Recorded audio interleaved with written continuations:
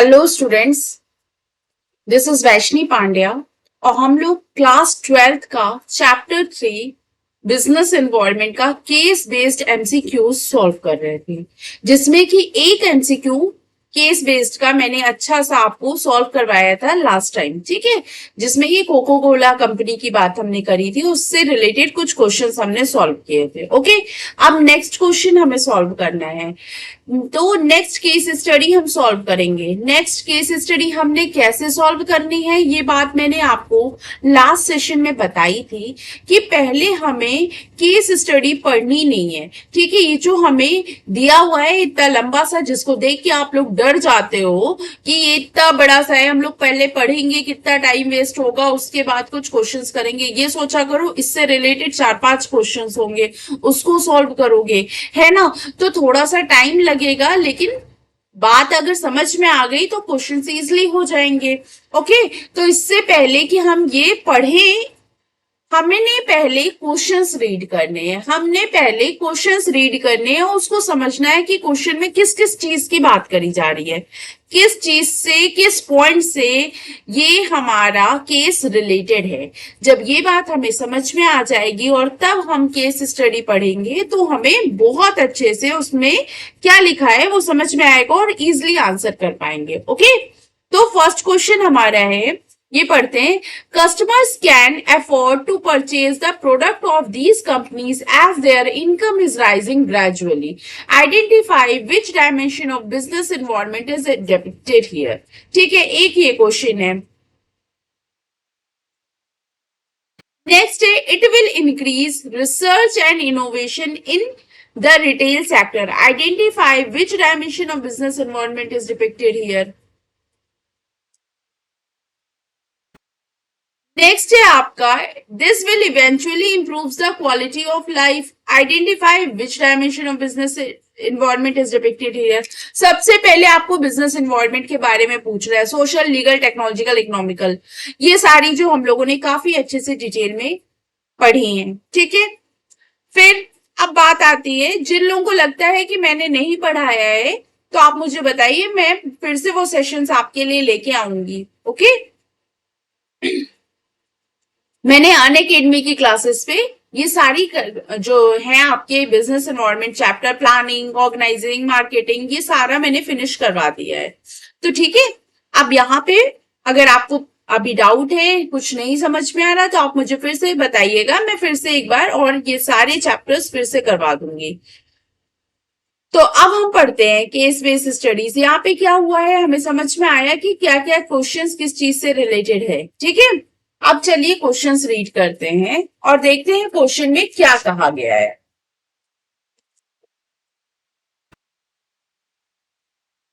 As the government has opened up its economy to multinational corporation, क्या बोल रहे हैं, as the government has sorry, as the government has opened its economy to multinational corporations, it has encouraged foreign companies to invest in some sectors of retailing.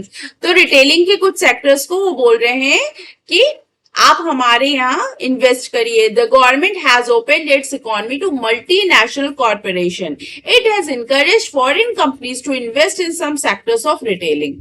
Clear है। It has also put in place new rules and regulation for FDI. FDI के लिए भी new rules and regulation बनाए गए हैं। Okay, foreign direct investment in the retailing sector. The FDI, FDI की full form बताया यहाँ पे, फॉरेन डायरेक्ट इन्वेस्टमेंट। ठीक है, the FDI policy allows foreign investment through two sector modes, two more modes. It may be either under the automatic route or under the approval route. क्या बताया, दो root इन्होंने और बताया है। कौन कौन सा बताया है, एक ऑटोमेटिक रूट बताया है और दूसरा बताया है approval route. Okay, where prior approval of the Indian government is required for any foreign investment in an Indian company. जहां पे पहले एक आपको परमिशन लेनी पड़ेगी। ठीक है, वहां एक अप्रूवल चाहिए होता है इंडियन गवर्नमेंट का, ठीक है, फॉरेन इन्वेस्टमेंट के लिए, which is carrying on retailing business in India. Moreover the policy also talks about single brand retailing like Nike और multi brand retailing like Walmart. तो वॉलमार्ट में कई ब्रांड्स की होती है ना शॉपिंग, और यहाँ पे नाइकी में क्या होता है, सिर्फ एक ही ब्रांड होता है। ओके, तो सिंगल ब्रांड और वॉलमार्ट की बात कर रहे हैं। The argument is that customers can afford to purchase a product of these companies as their income is rising gradually. Customers तो तभी खरीद पाएंगे सारे products जब उनकी income rise होगी, धीरे धीरे बढ़ेगी. It will increase research and innovation in the retail sector, which will provide new ways of producing goods as well as increase the variety of goods in the market. This will eventually improve the quality of life. तो ये क्या बताया, quality of life को और अच्छा करेगा।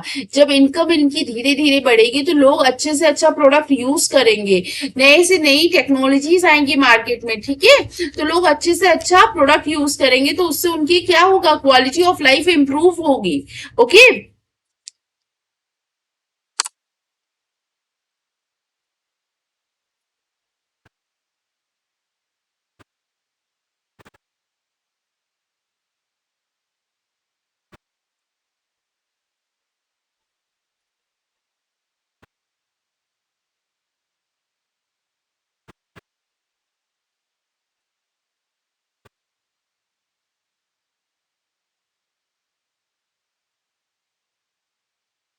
चलिए अब नेक्स्ट क्वेश्चन देखते हैं हम लोग क्या इससे रिलेटेड करा है। फर्स्ट क्वेश्चन पूछ रहा है, customers can afford to purchase a product of these companies as their income is rising gradually. Identify which dimension of business involvement is depicted here. देखो क्वेश्चन बहुत इजी है। अगर आप नॉर्मल चीजें पढ़े हो, नॉर्मल नॉलेज है आपको, तो आप ये आंसर दे सकते हो। कस्टमर तभी कोई प्रोडक्ट खरीद सकता है जब उसकी इनकम धीरे धीरे बढ़े। Identify which dimension of business environment, business का कौन से इन्वायरमेंट की बात करी जा रही है, क्या यहाँ पे कोई सोशल इन्वायरमेंट की बात करी जा रही है, ये बताइए। कुछ लग रहा है सोशल की बात करी जा रही है, मुझे तो नहीं लग रहा है। लीगल की बात करी जा रही है, किसी को लग रहा है यहाँ पे लीगल की बात करी जा रही है, मुझे तो बिल्कुल भी नहीं लग रहा है, ये भी नहीं लग रहा है। टेक्नोलॉजी से रिलेटेड कुछ बात करी जा रही है क्या, कुछ इंस्ट्रूमेंट्स, कोई मशीन्स, कोई टेक्नोलॉजी की बात करी जा रही है, वो भी बिल्कुल नहीं करी जा रही है। यहाँ पे क्या बात करी जा रही है, इकोनॉमी रिलेटेड बात करी जा रही है, उनकी इनकम के बारे में बात करी जा रही है। इनकम किससे रिलेटेड है, इनकम डायरेक्टली इकोनॉमिक से रिलेटेड है, ठीक है, इकोनॉमिक इन्वायरमेंट की बात करी जा रही है, ठीक है, इनकम की बात करी जा रही है। ओके, कस्टमर्स तभी खरीद सकते हैं प्रोडक्ट को, तभी उनकी प्रोडक्ट की खरीदने की कैपेसिटी तो हो, अर्निंग कैपेसिटी होगी तभी तो वो एक्सपेंड करेंगे। अगर उनकी अर्निंग कैपेसिटी नहीं होगी तो वो कैसे करेंगे स्पेंड, है ना, तो स्पेंड करने के लिए कुछ तो होना चाहिए उनके पास।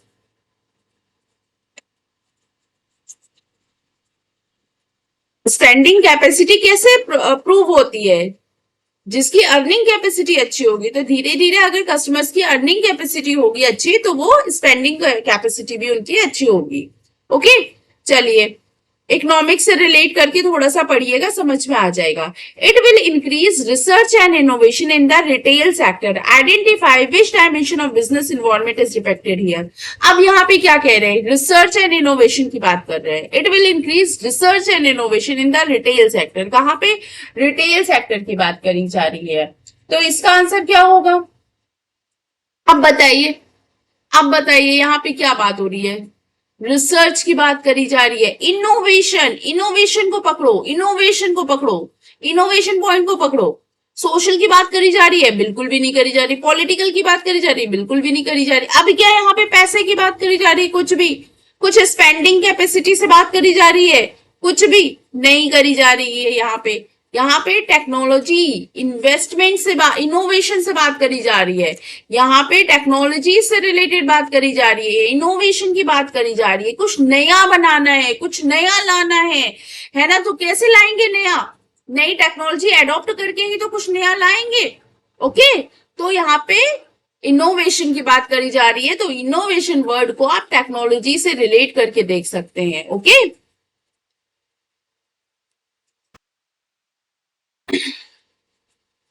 कभी कभी क्वेश्चंस केस स्टडी बहुत इजी आती है, लेकिन बस बच्चे देख के डर जाते हैं। ये सब चीजें बहुत इजी हैं, अगर आप एक बार रीड करोगे क्लियर माइंड से तो बहुत इजीली सॉल्व हो जाएगा। नेक्स्ट है आपका, this will eventually improve the quality of life, identify which dimension of business environment is depicted here. अब बताओ, क्वालिटी ऑफ लाइफ की बात करी जा रही है, अब यहाँ पे क्या बात करी जा रही है, क्वालिटी ऑफ लाइफ की बात करी जा रही है। तो अब आप बताइए ये किससे रिलेटेड होगा। क्वालिटी ऑफ लाइफ, कौन जीतेगा, कौन जिएगा जब वो अच्छे अर्निंग अच्छी होगी, अच्छे प्रोडक्ट यूज करेंगे, है ना, स्टैंडर्ड ऑफ लिविंग उनकी बढ़ेगी। स्टैंडर्ड ऑफ लिविंग किसकी बढ़ाने की बात करी जा रही है, ग्रुप ऑफ पीपल की बात करी जा रही है, जो लोग वहां पे रहते होंगे। तो यहाँ पे क्या बात हो रही होगी, यहाँ पे किन की बात हो रही होगी, लीगल की थोड़ी कुछ बात हो रही है, यहाँ पे कोई लीगलाइज कुछ थोड़ी हो रहा है, टेक्नोलॉजीज की भी बात नहीं हो रही है, यहाँ पे अब इकोनॉमिक की भी बात नहीं हो रही है, यहाँ पे उनकी लाइफ की बात हो रही है, उनके सोशल लाइफ की बात हो रही है। तो सोशल एनवायरनमेंट यहाँ पे आएगा, ठीक है, यहाँ पे सोशल लाइफ, सोशल एनवायरनमेंट आएगा, क्योंकि यहाँ पे स्टैंडर्ड ऑफ लिविंग अच्छा हो जाएगा लोगों का, स्टैंडर्ड ऑफ लिविंग अच्छा हो जाएगा, अच्छे प्रोडक्ट्स यूज करेंगे, अच्छी अर्निंग होगी तो अच्छे प्रोडक्ट खरीद पाएंगे, अच्छे प्रोडक्ट खरीद पाएंगे, अच्छे प्रोडक्ट यूज करेंगे, अच्छे प्रोडक्ट यूज करेंगे तो स्टैंडर्ड ऑफ लिविंग इंक्रीज होगा, ग्रुप ऑफ पीपल का यूज होगा, इंक्रीज होगा। तो इसीलिए सोशल एनवायरनमेंट यहाँ पे होगा। ओके, सोशल बात करी जा रही है, तो सोशल एनवायरनमेंट की बात करी जा रही है, then right answer will be A, social environment. Okay, उम्मीद करती हूँ ये आपको केस स्टडी जो मैंने अभी सॉल्व करवाई है ये क्लियर हो गई होगी। कहीं कोई प्रॉब्लम है, कुछ नहीं समझ में आया है तो बच्चों बिल्कुल जरूर पूछेगा, मैं पूरी कोशिश करूंगी आपके जितने भी डाउट्स हैं मैं सारे सॉल्व कर पाऊं। ओके, देन लास्ट में आपसे यही कहना चाहूंगी, do your best and leave the rest. अपनी तरफ से अपना अच्छा दो, अपना बेस्ट दो, अपनी कड़ी मेहनत करो, बाकी सब छोड़ दो, सब अच्छा होगा। ओके, चलिए तब तक के लिए बाय बाय, थैंक यू।